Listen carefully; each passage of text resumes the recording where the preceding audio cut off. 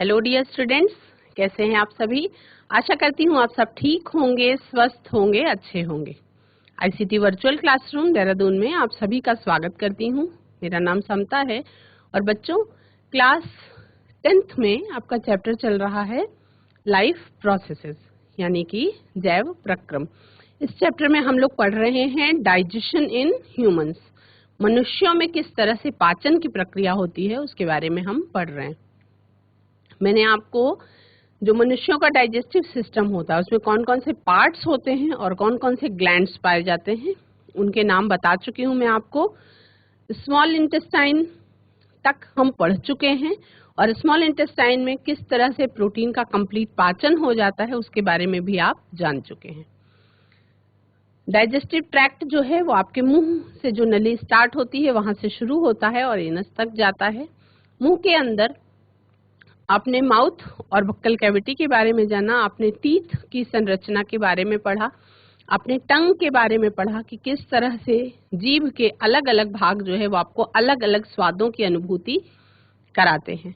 आपके मुंह में ही मौजूद जो 3 जोड़ी लार ग्रंथियां होती हैं उससे आपके मुंह में लार निकलती है जिसमें अमाइलेज नाम का एंजाइम प्रेजेंट होता है और इस अमाइलेज नाम के एंजाइम का काम क्या होता है वो आपके भोजन में मौजूद कार्बोहाइड्रेट के रूप में जो स्टार्च मौजूद है उसका ब्रेक डाउन करके उसको सिंपल शुगर माल्टोज में कन्वर्ट कर देता है। उसके बाद भोजन आपके फूड पाइप में चला जाता है और वहां पे बीच में मैंने आपको बताया था यहाँ फेरिंग्स के पास आपका एक आगे की तरफ सांस की नली यानी ट्रैकिया चलता है और पीछे की तरफ आपका चलता है फूड पाइप। तो दोनों एक साथ चलते हैं। जो कॉमन पैसेज होता है यहाँ पे उसमें एयर और फूड दोनों ही होते हैं। तो कैसे फूड आपका फूड पाइप में ही जाता है, आपका ट्रैकिया में वो नहीं जाता। उसके लिए ट्रैकिया की तरफ से एक फ्लैप लाइक स्ट्रक्चर होता है जिसे हम इपीग्लॉटिस कहते हैं और इपीग्लॉटिस क्या करता है उस फ्लैप को कवर कर देता है, ट्रैकिया के अंदर खाद्य कणों को नहीं जाने देता। उसके बारे में हमने बात करी थी कि अगर हम खाते समय बहुत बातचीत करते हैं या बहुत जोर जोर से हंसने लगते हैं तो कभी कभी दुर्घटनावश खाद्य कण आपके ट्रैकिया में चले जाते हैं और उसके कारण आपको जोर जोर से खांसी आने लगती है, हिचकी आने लगती है और कभी कभी चोकिंग भी होने लगती है। तो इपीग्लॉटिस क्या करता है, भोजन को सरका करके फूड पाइप में ले जाने का काम करता है और फूड पाइप में क्रमाकुंचन गति के द्वारा यानी कि पेरिस्टाल्टिक मूवमेंट के द्वारा, पेरिस्टाल्सिस जो प्रक्रिया है उसके द्वारा मांसपेशियों के कॉन्ट्रैक्शन और रिलैक्सेशन यानी कि संकुचन और शिथिलन के द्वारा भोजन आपके पेट में पहुंचाया जाता है यानी कि स्टमक में पहुंचा दिया जाता है। बहुत ध्यान से सुनेंगे। स्टमक में 3 चीजों का सिक्रीशन होता है। पहली तो होती है म्यूकस, दूसरी होती है हाइड्रोक्लोरिक एसिड और तीसरी होती है बच्चों पेप्टाइड्स। ठीक है, तो पेप्टाइड्स प्रोटीन्स को पेप्टाइड्स में कन्वर्ट करने के लिए पेप्सिन नाम के एंजाइम की जरूरत होती है। तो आपके पेट में क्या क्या चीज का सिक्रीशन होता है, म्यूकस का, हाइड्रोक्लोरिक एसिड का और पेप्सिन और रेनिन नाम के एंजाइम्स का। तो उसमें थोड़ा सा ट्रिकी होता है क्या, म्यूकस हाइड्रोक्लोरिक एसिड जो है वो बहुत ज्यादा स्ट्रॉन्ग एसिड होता है और म्यूकस क्या करता है, म्यूकस का सिक्रीशन आपके पेट के इंटरनल जो लाइनिंग है उस पर एक लेयर बना देता है जिससे हमारे पेट की हाइड्रोक्लोरिक एसिड द्वारा सुरक्षा हो जाती है और जो हाइड्रोक्लोरिक एसिड है वो हमारे भोजन में मिल करके भोजन को अम्लीय माध्यम प्रदान करता है और भोजन में मौजूद जो बैक्टीरिया हैं उनको वो मार देता है और अम्लीय माध्यम बना करके वो पेप्सिन के लिए अपना काम करने के लिए एक मीडियम तैयार करता है क्योंकि पेप्सिन जो है वो अम्लीय माध्यम में ही अपना काम कर सकता है। तो पेप्सिन अम्लीय माध्यम में प्रोटीन का ब्रेक डाउन करके उसको पेप्टाइड्स में कन्वर्ट कर देता है और उसके बाद भोजन जो है वो स्मॉल इंटेस्टाइन में चला जाता है। तो अब ये रिवीजन के बाद हम चलेंगे स्मार्ट बोर्ड की तरफ और इसके आगे भोजन के साथ क्या प्रक्रिया होती है उसके बारे में हम समझेंगे। तो बच्चों भोजन पहुंच जाता है जब स्मॉल इंटेस्टाइन में। The digestion of food takes place in duodenum. 3 भाग होते हैं, इलियम, इस्चियम और डियोडेनम। तो यहाँ पे जो पहला पार्ट है, first part of small intestine क्या है, उसको हम डियोडेनम कहते हैं। तो फूड का डाइजेशन जो है वो डियोडेनम में कंप्लीट होता है। फूड का डाइजेशन कहाँ कंप्लीट होता है? फूड का डाइजेशन कंप्लीट होता है डिओडेनम में। The digestion of food takes place in duodenum which is the first part of small intestine, यानी छोटी आंत का ये पहला भाग होता है। ठीक है, तो छोटी आंत में क्या क्या होता है? पेट में जो प्रोटीन का पाचन हो गया था, यानी कि पेप्टाइड्स ट्रांसफर हुए स्मॉल इंटेस्टाइन में, तो पेप्टाइड्स का यहाँ पर वो होगा ब्रेक डाउन, और जो फैट है, फैट की बड़ी ग्लोब्यूल्स का छोटी छोटी ग्लोब्यूल्स में भी टूटना का वाला प्रक्रिया जो है वो कहाँ पे होगी? वो भी आपके स्मॉल इंटेस्टाइन में होगी। तो स्मॉल इंटेस्टाइन में क्या क्या होता है? The small intestine receives digestive juices from liver, यानी कि यकृत से ये पाचक रस निकालता है, और जिसको हम क्या कहते हैं? इन पाचक रसों को हम पित्त रस कहते हैं।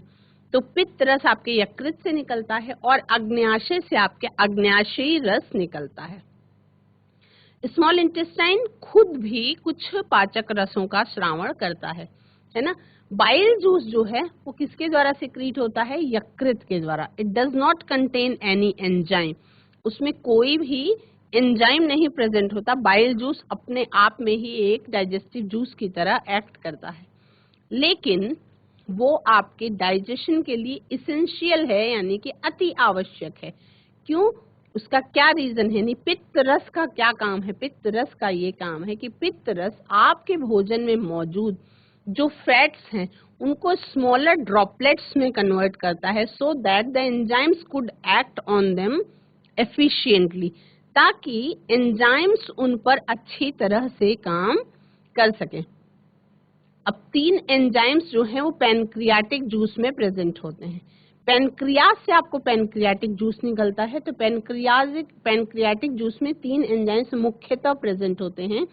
3 of the major enzymes present in the pancreatic juices are trypsin, amylase and lipase.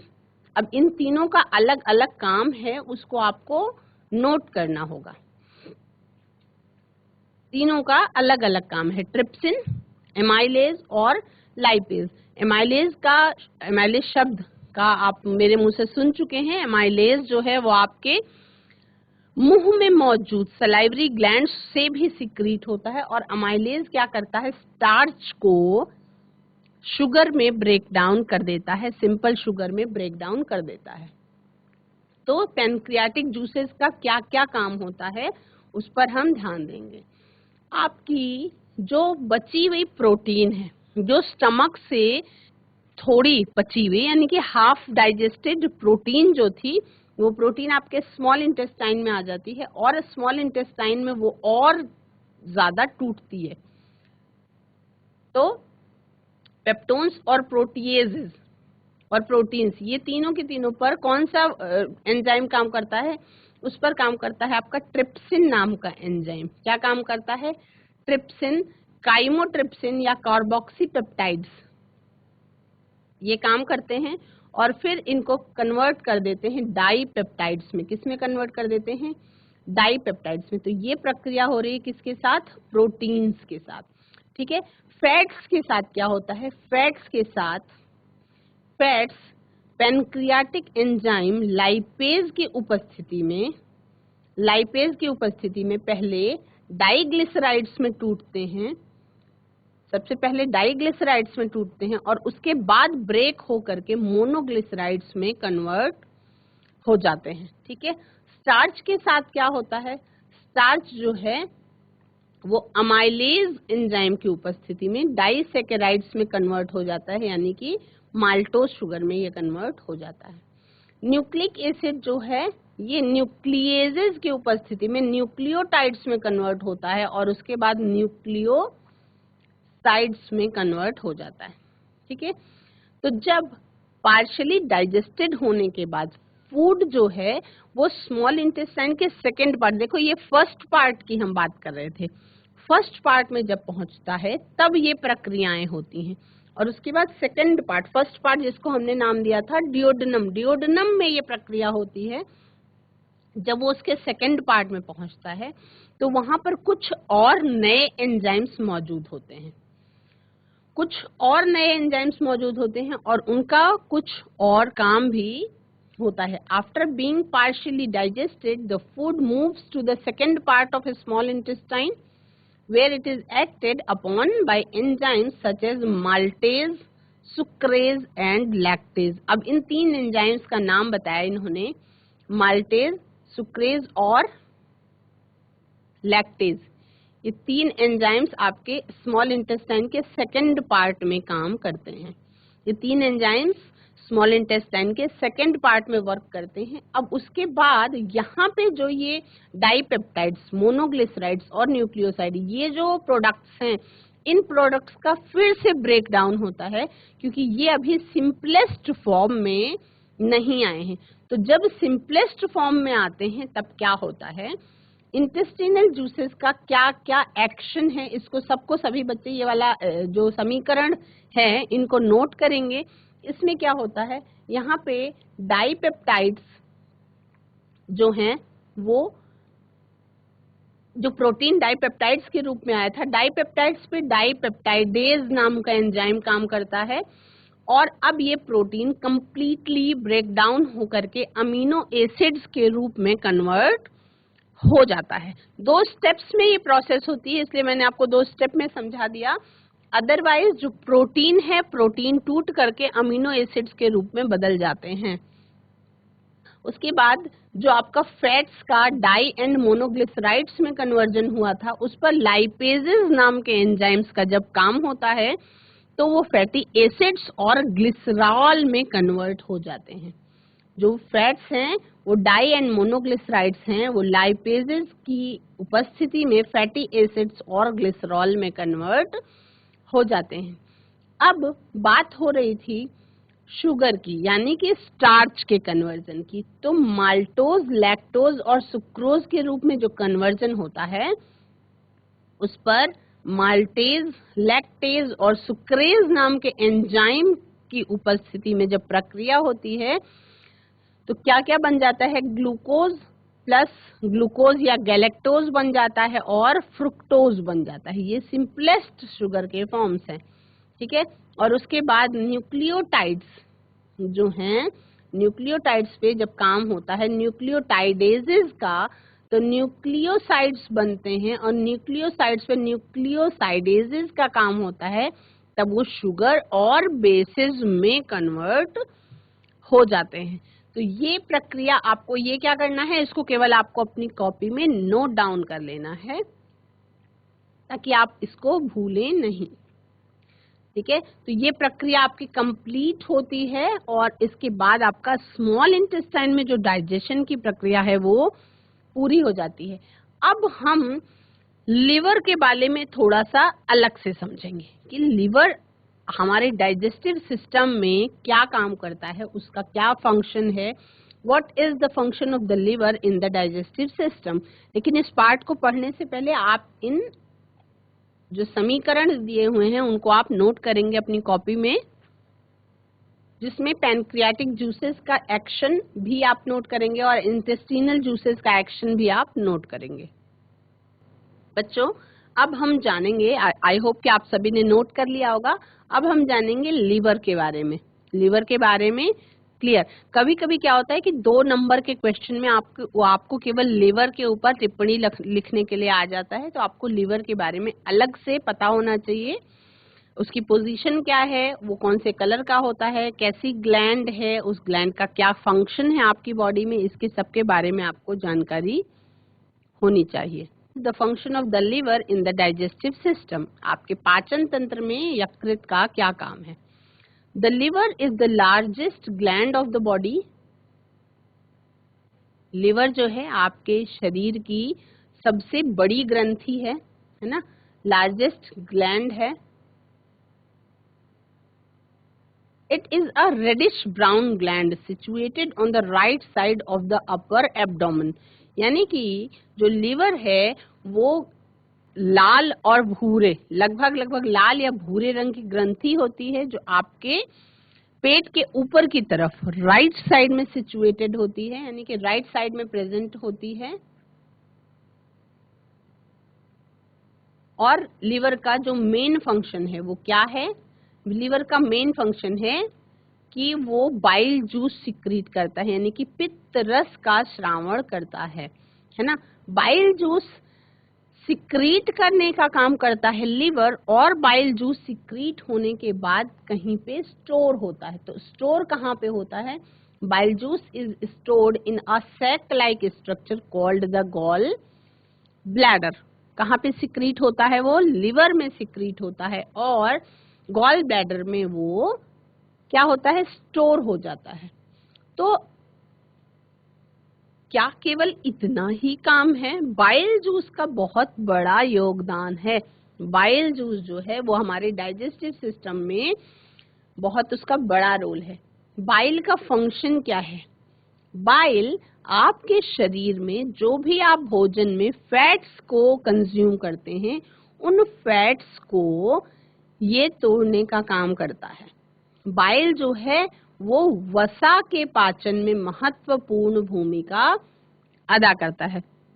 तो हम ये कह सकते हैं कि अगर हमारा लीवर ठीक तरीके से काम ना कर रहा हो, या बाइल को ढंग से सिक्रीट ना कर रहा हो, या अच्छी तरीके से अपना फंक्शन ना परफॉर्म कर रहा हो, तो फैट्स का पाचन नहीं हो पाएगा और आपके शरीर में वो एज इट इज स्टोर होता चला जाएगा, और इससे मोटापा नाम की बीमारी होती है और भी बहुत सारी प्रॉब्लम्स होती हैं। तो फंक्शन क्या है बाइल का? आपने लिवर के बारे में जान लिया। लिवर एक ऐसी ग्रंथि है आपके डाइजेस्टिव सिस्टम में जो सबसे बड़ी ग्रंथि है, आपके मानव शरीर में पाई जाने वाली सबसे बड़ी ग्रंथि है। कुछ लाल या भूरे रंग की होती है, वो पित्तरस का स्रावण करती है। सबसे ज्यादा रीजेनरेशन की पावर या सबसे ज्यादा अपने आप को रिपेयर करने की पावर जो होती है वो यकृत में ही होती है। यकृत से जो है जो बाइल जूस निकलता है वो गॉल ब्लैडर में या पित्त की थैली में स्टोर होता है। ठीक है। लिवर, अगर कभी आपने सुना होगा किसी का लिवर खराब हो गया और लिवर ट्रांसप्लांट की बात आती है, तो कभी भी पूरा का पूरा लिवर ट्रांसप्लांट नहीं होता। यानी एक लिवर यदि है तो एक लिवर का 4 भाग 4 अलग अलग व्यक्तियों में ट्रांसप्लांट किया जा सकता है। इसका कारण क्या है? इसका कारण ये है बच्चों कि लिवर की जो सेल्स होती हैं उनके अंदर, आपने जब बड़ी क्लास में पहुंचेंगे तो आप रिप्रोडक्शन में पढ़ेंगे पुनरुद्भवन की प्रक्रिया के बारे में, जिसमें क्या होता है कि किसी जो जीव है उसको कई पार्ट्स में यदि तो काट दिया जाता है तो हर पार्ट से एक नया जीव तैयार हो जाता है। तो लिवर के अंदर क्या होता है? लिवर के अंदर पुनरुद्भवन की इतनी ज्यादा असीम क्षमता होती है, लिवर के अंदर रीजेनरेशन की ऐसी पावर होती है कि लिवर को यदि 4 भागों में काट दिया जाए तो हर एक भाग से कंप्लीट लिवर कंप्लीट हो जाता है, यानी कि कंप्लीट लिवर रीजेनरेट हो जाता है, यानी कि फिर से दोबारा से बन जाता है। ये पॉइंट एकदम सभी बच्चों को समझ में आ गया। तो इसलिए हम कहते हैं कि हमारे शरीर में जितने भी पार्ट्स हैं उनमें लिवर एक ऐसा पार्ट है जिसके अंदर पुनरुद्भवन की असीम क्षमता होती है, यानी कि लिवर की सेल्स अपने आप को सबसे ज्यादा तेजी से रिपेयर कर सकती हैं। और हमारे शरीर में दूसरी सेल्स न्यूरॉन्स होती हैं जो आपके तंत्रिका तंत्र में होती हैं, नर्वस सिस्टम में। न्यूरॉन्स के अंदर रीजेनरेशन की पावर एकदम 0 होती है ना।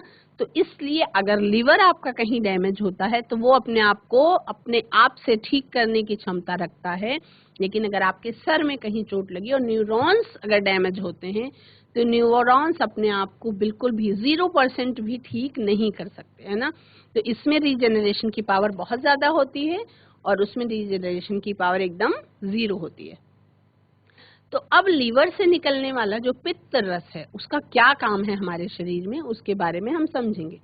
जो पित्त रस है बच्चों, बाइल जूस, वो क्या करता है? जो भी हम भोजन में फैट्स का खाते हैं, जैसे हमने मान लीजिए हमारे भोजन में हमने घी मक्खन खाया, तो घी मक्खन का पाचन कैसे होगा? घी मक्खन का पाचन होने के लिए लीवर से सिक्रीट होने वाला जो बाइल जूस है, पित्त रस है, उसका यूज होगा और उसके बाद ये फैट्स जो हैं ये फैटी एसिड्स में और ग्लिसरॉल में कन्वर्ट हो जाते हैं। तो फैट्स का डाइजेशन करने के लिए बाइल जूस का होना जरूरी है और ये बाइल जूस लिवर सिक्रीट करता है और पित्त की थैली में ये स्टोर रहता है, यानी कि आपका गॉल ब्लैडर में ये स्टोर रहता है ना।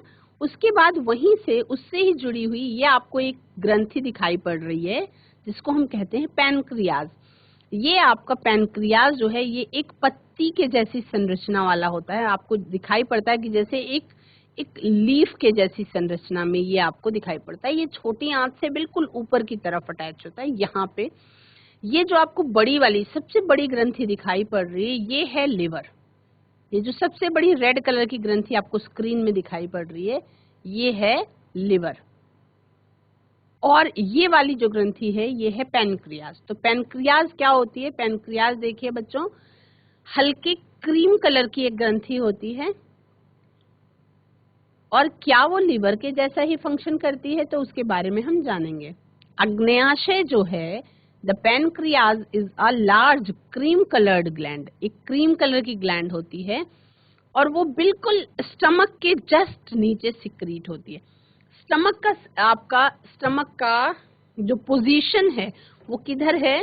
आपके एब्डोमेन में लेफ्ट हैंड साइड की तरफ, ऊपर की तरफ आपका स्टमक प्रेजेंट होता है जो एक जे shaped bag like flattened structure होता है। और स्टमक के अंदर हमने बात करी थी कि हमारा जब भोजन फूड पाइप से स्टमक में पहुंचता है तो वहां पर क्या होता है? आधा पाचन हमारे भोजन का हो जाता है। तो हम पैनक्रियाज के सिचुएशन की बात करें, ये किस जगह पे मौजूद है, इसकी पोजीशन क्या है? तो ये स्टमक के जस्ट नीचे, यानी कि यहाँ से अगर स्मॉल इंटेस्टाइन निकल रही है इस जगह पे कहीं स्टमक होगा, यहाँ पे कहीं लीवर की पोजीशन होगी और उसके बाद ये पैनक्रियाज स्टमक के जस्ट नीचे प्रेजेंट होता है। It is situated just below the stomach. और क्या क्या सिक्रीट करता है वो? It secretes pancreatic juice. वो क्या सिक्रीट करता है? अग्न्याशय जो अंग है उससे अग्न्याशयी रस निकलते हैं और उसमें क्या क्या चीजें मौजूद होती हैं बच्चों? उसमें मौजूद होता है प्रोटीएज, एमाइलेज एंड लाइपेज। तो आपको क्या करना है? आपको पूरा लाइन नहीं लिखना है, आप नोट कर लेंगे पैनक्रियाज, पैनक्रियाज के बाद एरो लगाएंगे पैनक्रियाटिक जूस और उसके बाद एक और एरो लगा देंगे और सामने लिख लेंगे प्रोटीएज, एमाइलेज और लाइपेज। ठीक है, क्या क्या लिखेंगे? प्रोटीएज, एमाइलेज और लाइपेज। इन तीनों, ये तीन एंजाइम्स उस पैनक्रियाटिक जूस में प्रेजेंट होते हैं। कौन कौन से? तीन एंजाइम्स प्रेजेंट होते हैं, प्रोटीएज, एमाइलेज और लाइपेज। अब ये जो जूस है ये आपका पैनक्रियाटिक जूस की बात हो रही, तो ये हमारे पाचन में भाग लेता है, हमारे भोजन के पाचन में ये पार्ट लेता है पूर्ण रूप से। तो these juices take part in the digestion of carbohydrates, lipids and proteins, है ना। कार्बोहाइड्रेट्स को तोड़ने के लिए पहले ही कई बार हम चर्चा कर चुके हैं, अमाइलेज नाम का एंजाइम काम आता है। तो कार्बोहाइड्रेट को तोड़ने के लिए अमाइलेज नाम का एंजाइम काम करेगा, प्रोटीन्स को तोड़ने के लिए प्रोटीएजेस काम करेंगे और लिपिड्स को तोड़ने के लिए लाइपेजेस काम करेंगे। तो इनको बिल्कुल सिंपलर सब्सटेंसेस में तोड़ना होता है। जैसे amylase breaks starch into maltose, है ना।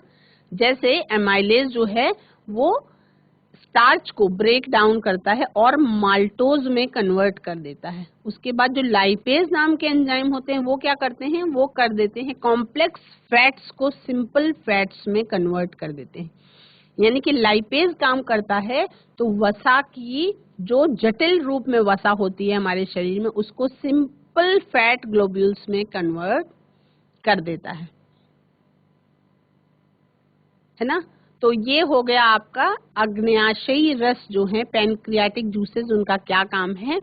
तो अब समझ में आया आपको कि स्मॉल इंटेस्टाइन में क्या क्या प्रक्रिया हो जाती है। स्मॉल इंटेस्टाइन में यानी कि छोटी आंत में 3 चीजों का पाचन। देखिए आपका जो डाइजेशन है वो कंप्लीट हो जाता है स्मॉल इंटेस्टाइन में। लार्ज इंटेस्टाइन में पाचन की कोई भी प्रक्रिया नहीं होती। लार्ज इंटेस्टाइन में केवल वही चीज जाती है जो अनडाइजेस्टेड होती है या जिसका पाचन आपके शरीर में नहीं होना होता है, केवल वही पार्ट आपके भोजन का लार्ज इंटेस्टाइन में जाता है। तो स्मॉल इंटेस्टाइन में क्या क्या प्रक्रिया हो गई? स्मॉल इंटेस्टाइन में carbohydrates are broken down into simple sugar such as glucose और माल्टोज। फैट्स जो हैं वो फाइनली ब्रेक डाउन हो जाते हैं, क्या बनाते हैं? Fatty acids and glycerols. और प्रोटीन्स कंप्लीट डाइजेस्ट होने के बाद अमीनो एसिड्स में कन्वर्ट हो जाते हैं। यानी आपके भोजन में मौजूद 3 चीजें जिन्हें पाचन की जरूरत है वो है कार्बोहाइड्रेट्स। कार्बोहाइड्रेट्स पच करके सिंपल शुगर के रूप में ब्रेक डाउन हो जाते हैं। फैट्स जो है वो फैटी एसिड्स में और ग्लिसरॉल में कन्वर्ट हो जाता है। और प्रोटीन्स जो है वो एमिनो एसिड्स के रूप में टूट जाते हैं। ठीक है। अब इनडाइजेस्टेड फूड का यानी कि जब अब किसकी बात हो रही है? अब ग्लूकोज के साथ फैटी एसिड्स और ग्लिसरॉल और एमिनो एसिड्स का इनका क्या काम होता है? अब ये न्यूट्रिएंट्स ही थे जो जटिल रूप में हमने खाए थे और वो सिंपल फॉर्म में आपके जा चुके हैं, है ना। तो अब ये न्यूट्रिएंट्स आपके शरीर में एब्जॉर्ब होंगे और वो आपके शरीर के द्वारा इस्तेमाल किए जाएंगे, है ना। What happens to the digested food? इस पचे हुए भोजन के साथ क्या होता है? Nutrients from the digested food pass into blood vessels. अब चूंकि ये एकदम सिंपलेस्ट फॉर्म में कन्वर्ट हो चुके हैं तो ये अब आपकी ब्लड वेसल्स में एब्जॉर्ब हो जाते हैं, which are present in the walls of small intestine. Small intestine में अंदर रोए रोए की जैसी संरचना होती है, उंगलियों के जैसे, जैसे उंगलियों के निकले हुए अंदरूनी उभार होते हैं और उसी उभार में ये क्या होते हैं, ये सारे के सारे न्यूट्रिएंट्स एब्जॉर्ब कर लिए जाते हैं और इस प्रक्रिया को हम एब्जॉर्प्शन या इसी प्रक्रिया को हम न्यूट्रिएंट एब्जॉर्प्शन के नाम से जानते हैं। तो अब हम स्मॉल इंटेस्टाइन के अगले सेशन में स्मॉल इंटेस्टाइन में कौन सी पार्ट से आपका डाइजेशन, जो डाइजेस्टेड फूड है उसका एब्जॉर्प्शन होता है, उसके बारे में हम जानेंगे। बच्चों आज हमने स्मॉल इंटेस्टाइन में किस तरह से पाचन की प्रक्रिया होती है उसके बारे में जाना। आशा करती हूँ आपने अच्छी तरह से सुना होगा, समझा होगा और नोट भी कर लिया होगा। आज की क्लास में इतना ही। That's all for today. Have a nice day. Take care.